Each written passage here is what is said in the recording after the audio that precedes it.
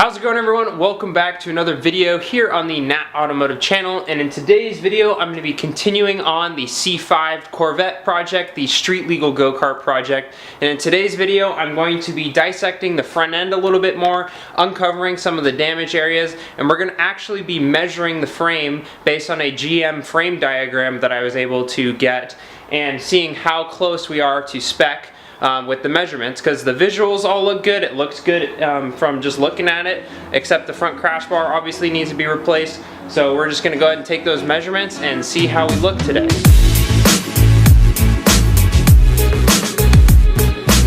If you're new to the channel and new to my videos, thank you so much for stopping by. If you like this video, definitely consider checking out some of my other videos on the channel and subscribing. Also, like I said in a few videos ago, I'm going to be promoting my Redbubble web store for photography prints. So if you're interested in getting some cool photography prints, I do it on the side as like a hobby. I post them on my web store. You can get really cool canvas prints, posters, and even printed on aluminum and a bunch of other stuff. So if you want to like deck out your man cave or your garage, it's a perfect place to do it, and it's pretty affordable. So let's go ahead and jump right in. I got to move the Corvette around, move the go-kart around over there, and then we can start working on this thing.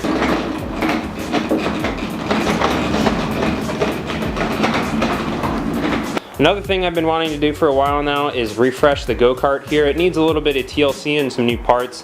Like it needs a new sprocket in the rear end. Some of the teeth have been worn off. The brakes need to be adjusted a little bit. And just a few other small things here and there, like the carb needs to be cleaned out. It needs to be emptied with the current gas, and the new gas needs to be put in it. So I want to do a video on kind of updating it, and then I'll take it out and take it for a spin here and kind of let you guys know what the current status is with it, because I do still want to do a lot of stuff with this on the channel. Obviously the street legal go-kart project is going to take prominence on the channel, but very much still want to include this because this holds a special place in my heart. This is kind of like where all the fabrication started on my channel here. And of course, many more C55 videos to come. Also, if anyone is interested in purchasing some of these airsoft guns, I'm going to be selling all of these on eBay. This is my old airsoft gun arsenal.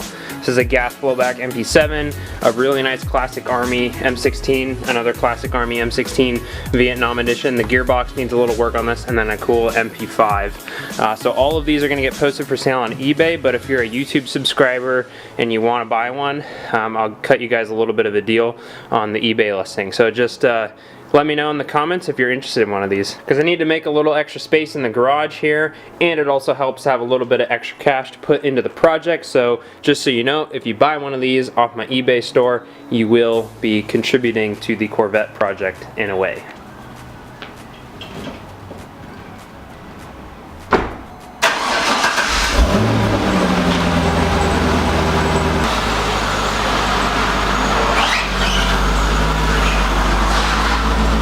Quick intro of the car in case you guys are new to the channel and just checking out this video for the first time. If that is the case, there's a whole playlist on my channel where you guys can get caught up on this project from the very beginning to where it is now. But this is my 2001 C5 Corvette that I recently purchased from an insurance salvage auction, completely sight unseen. I had never seen the car before, only had 10 photos to go off of from the auction listing and a Carfax report. The car was all the way up in Missoula, Montana, so I couldn't have seen it before in person. So I did take a little bit of a risk on it, but it seemed that the risk has paid off really well after having the car for a bit now and driving it, and it seems like a really solid car for the price I paid. I only paid $5,200 for it at auction before fees and shipping and everything. The car only has 54,000 miles on it, so it's really low mileage C5. It's a 6-speed manual, and it's a base C5 because I wanted the target top, the removable top for this project here, the street legal go-kart, or else I would have got the Z06, obviously because it's more race oriented, but I really wanted that removable target top for the street legal go-kart part of the project. So this car was obviously at the auction for a reason. It was involved in a little bit of a front end impact here. You can see right where my fist is, that's where the impact hit, just to the left of this driver's side frame rail. So luckily this crash bar here did its job by absorbing a lot of the impact. You can see that this metal actually cracked as it was bent inward, but it saved this frame rail from receiving a lot more damage, and luckily based on the location of the impact, that was also another reason why this frame rail was saved. So the frame, just from the looks of it, like I said earlier, looks to still be in spec. really well. This frame rail looks really straight to the naked eye. Obviously, you know, it might be tweaked in just a little bit, which might be something I can't see. And it also looks good when you look at it from this way. But the car took a little bit of damage, nothing too crazy that we can't work with, but I'm thinking the impact came here, and then this headlight was damaged quite a bit, so I think the impact came this way and went up and over here and hit that headlight assembly while the pop-up headlight was up. And I'm thinking this car was either at a stoplight or something, because the airbags didn't go off, and the airbag sensor is about right here on these cars. So I'm thinking if the car is off, or if it's just running and idling and it's not above a certain speed, I think the airbags won't deploy. So it was a low speed impact that it was just enough to salvage this car out for some reason. It was taken to a body shop to get a second opinion before salvaging it out and sending it to the auction, but that's okay with me because I got a pretty dang good deal on it. So obviously that will have to get replaced, but I did buy a replacement crash bar already from eBay, so thank you eBay. So all I got to do is cut this off and then cut this old one off and re-weld it on so that everything checks out with the frame and everything. But the hood took a little bit of damage also. This is all fiberglass, just like a lot of the other panels on this car. So I'm going to try my hand at fiberglass repair. I think it'll be a really cool opportunity to try and learn how to repair fiberglass. And of course, because the bumper was there too, the bumper took a little bit of damage as well, which is what's going to be in the next video I'm going to record after this, is I'm going to do some plastic welding repair on this polyurethane bumper. But overall, I've been really happy with the car, having it so far. It's a really nice car. If you want a much more detailed look at this car, check out my previous video. It's kind of like an investigation I did on the car, and I went over every little piece of this car and nitpicked all the little things of like who the previous owner might have been, like what type of person they might have been, and how well they took care of the car. So been really happy with the car. So that's just a quick intro to the car in case you've never seen it before. So I'm going to go ahead and whip out that frame book so I can show you guys how we're going to take those frame measurements. So one thing I was able to find online is an actual repair manual that's given to body shops on how to repair the C5 Corvette, and this is actually given and provided from GM for these body shops. So you can see we've got some really cool blown apart diagrams and just all the different ways to repair different parts of the car, from the frame to the fiberglass panels. You can see that's the main two hydroform frame rails with the front and rear crash bars. But the interesting part that we want to, I think, is at the very end here. Oh yeah, so here it is. I'm going to flip it around for you guys. So you can see this is the front of the car and this is the rear of the car, and there's all these numbers here. All the numbers here on this frame diagram are associated with different bolt holes and other reference points on the car, like these are the main jack points. So we're going to be using some of these holes here on the front, and I think these are holes associated with the front hood latch, but I'll have to go just double check with the car behind me here. But all of these holes have length, width, and height measurements, and they also give the hole size for some of them. But those are all referenced to different reference lines on the frame here. So some are referenced to this 0 line that they provided, and others are referenced to just the main center lines of the vehicle. So if you were to cut the car in half, that's where this width reference is measuring to. So we're going to use this width measurement on some of these front holes here to tell, how far apart these holes should be. So obviously if we double this width measurement, so 428 for this one here, it should be double that if we measure to the other hole, and that'll tell us how close our frame rails are in spec. And I'm not too worried about it. I think they're pretty close, but this is just to double confirm that we're good and before we weld on this new front impact bar in the near future here. But if you have a C5 Corvette and you want some really cool diagrams, I highly encourage you to go and search on Google for this frame repair diagram. There's a lot of cool stuff on here, and here's a profile shot of some of them, and they all give different measurement points. So if you do need to do some repairs on your car, this is very handy to have. So before we start taking some measurements, I'm going to do a little bit of disassembly and take off some things here. So I'm going to take off this foam support piece here. I'm going to take off this metal bracket here that kind of meshes the hood to the front bumper, and a few other things so that it'll reveal some of the holes that we can then reference to from the diagram.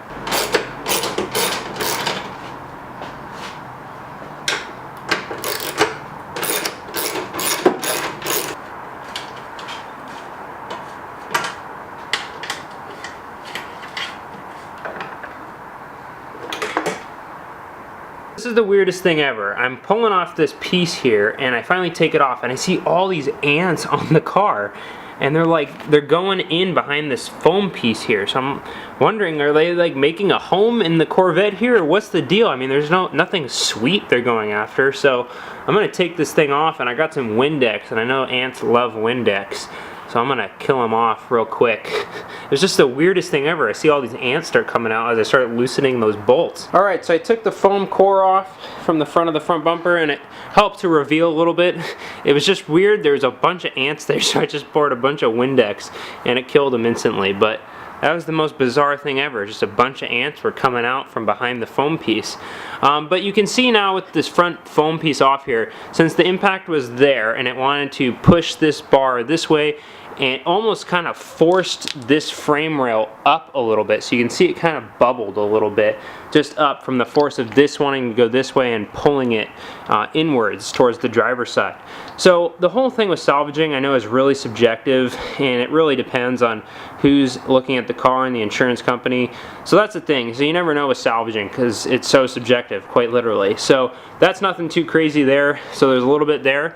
But you can see on this side where it cracked and everything, you saw a little bit of scraping on the frame rail there as this was pushed inwards. But I'm going to keep digging here, take more things off. This little radiator support piece is bent inwards a little bit, but nothing we can't fix. And then the whole under scoop here, which this car is a bottom feeder, so it actually gets air from underneath as it drives. So this is kind of pushed inward since this is pushed inward. But one thing that's interesting, I was looking down the frame rail here. Let's see if I can show you guys. It's hard to see on camera, but down the impact bar, there's a little piece of paper, and I know they stick the build sheets in these cars. So maybe when I take this thing off, I'll have to try and see what that is. And I don't know if they put the build sheet in the impact bar or in the frame rail itself, but that's definitely something I will be looking for as I disassemble this car further. Alright, so started taking off more pieces, got the whole front intake snorkel thing off here. Got the filter off, not too dirty. So I just took the top of this radiator cover off here, and then there's the scoop that comes into that. So it's always funny to see. And one thing with these cars they're known for is sucking up leaves and debris, obviously, as you drive. So let's see here, let's take a peek. I'm gonna grab my flashlight. Let's take a peek and see what's underneath here. Let's see if there's anything. Oh yeah, nothing too crazy, but you know, there's definitely some stuff here that we can clean out for sure. So I'm gonna go ahead and do that next. Alrighty, so I finally got this like bottom feeder scoop, you know, air director piece, whatever you want to call it, off. It was just some really awkwardly placed bolts that went into these like nutsert clips, so it was really kind of hard to get off at certain points. But it just goes to show you, after revealing here the front end of the AC condenser, that if you own a Corvette of any kind, they're all bottom feeders. But the C5 in particular, I don't know if they changed the design in the C6 and the C7 to avoid this, but just goes to show you it would pay off to come in and clean out your AC condenser here. I mean, there are just so many rocks and just debris. I mean, it looks like their birds were trying to make a nest in here. I know it's obviously from driving, but that's what it looks like. It's just all these fins here are riddled with rocks and road debris and everything. So I'm going to take a vacuum and try and suck a lot of that out. And then you can go in between here, and then obviously this is your radiator core, and there's still a good amount of stuff there. So if you can get a scoop of some kind, or like a long piece for your vacuum, and get in there, it would help you to get some of the junk out of there. Luckily it's not too bad, but the front end of the AC condenser definitely has more of it. So I'm going to clean that off, and then from there, I know this has kind of turned into a little bit of disassembly, but then from there I will consult the frame diagram, looking at which bolt holes to use for measuring.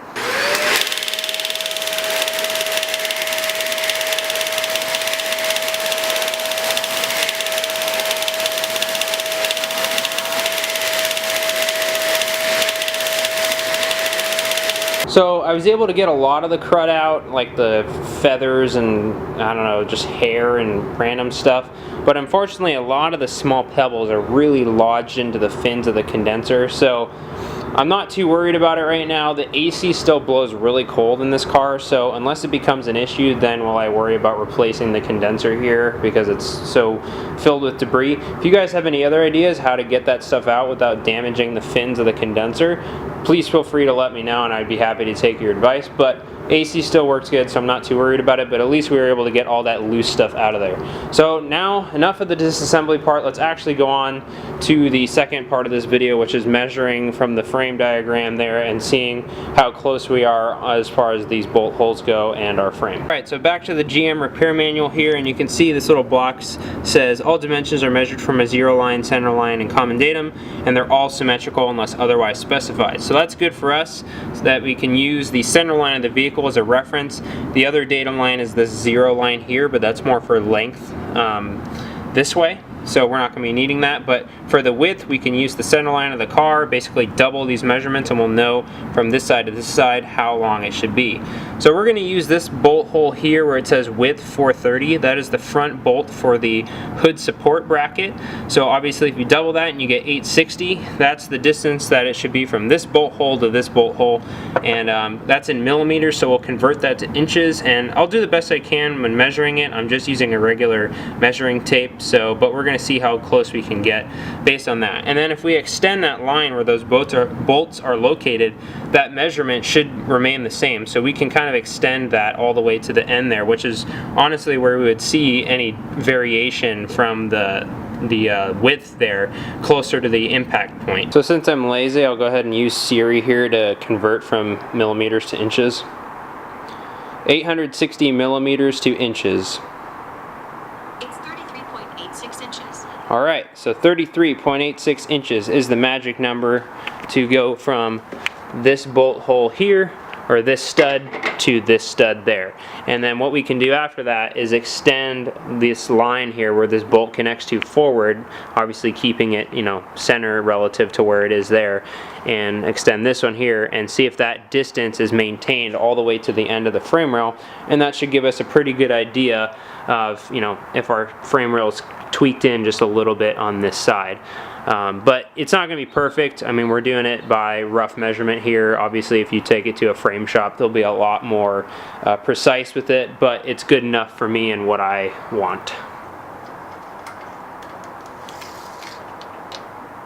So what I actually decided to do instead is I'm going to take this rope here and I marked a 0 point, and then I'm going to use this to measure the gap and then mark it on the other side, because it's easier to get this in there than the tape measure. It's a little bit hard to maneuver it under the brackets here. So we'll get the measurement on here and then compare it on the tape measure.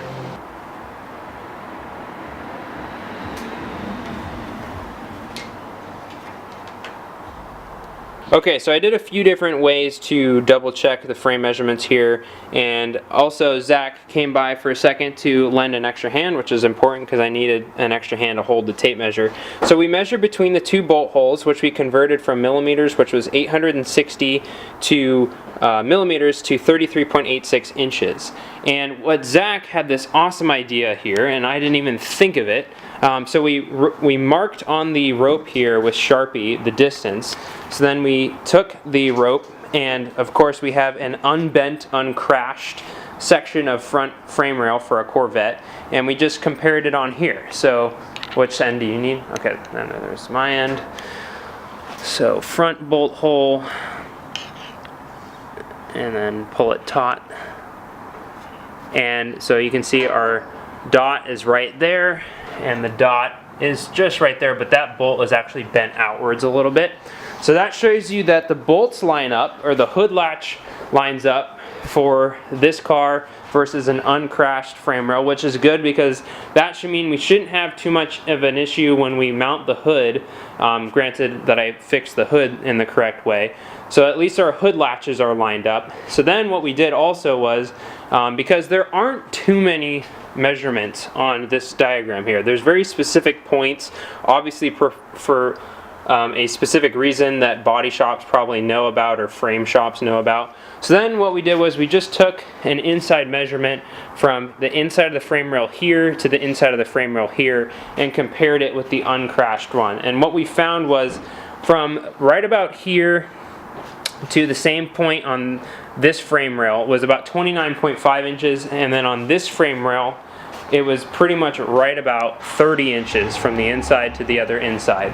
So obviously we have towards the end here, we've got a little bit of kinked inwards, which I expected with this impact happening literally right there. So, you know, it's possible that when we cut this off here, this impact bar, that this could just pop back out a little bit, and that this impact bar is just kind of holding it in this, you know, bent inward place. But it's not a big deal. In the long run, when this gets turned into the Vette cart, the frame rails are going to get cut here anyways, because they're not, I don't want them extending too far past the wheels. And obviously we know that the frame is fine here. So for just the time being of getting it registered and driven on the streets as a regular Corvette, we're just going to go ahead and not worry too much about trying to bend this back. And we're just going to cut this old impact bar off and re-weld on the new one. And then we'll have to re-bend this radiator support back. But it was cool to see that at least the measurements lined up pretty much to the T with the studs coming out of the frame rails compared to the unbent frame rail over there. Alright guys, so that's going to do it for this video in disassembling the front end on the C5 here and also taking some frame measurements. It was really nice to see that for the most part, the measurements on the frame, when we compared the damaged frame here or the damaged front end compared to an undamaged piece that I bought off eBay, it was pretty darn close as far as the measurements go. And like I said, the part that was off by about a ½ inch, that might just pop back once we cut that damaged piece off. So I hope you guys enjoyed that. If you have any comments or questions, please feel free to leave them below and I'll be happy to answer them. The next video will be me plastic welding the front bumper, so that'll be really cool, so definitely stay tuned for that. So thanks again guys for watching. If you haven't already, hit that subscribe button and I will see you guys in the next one.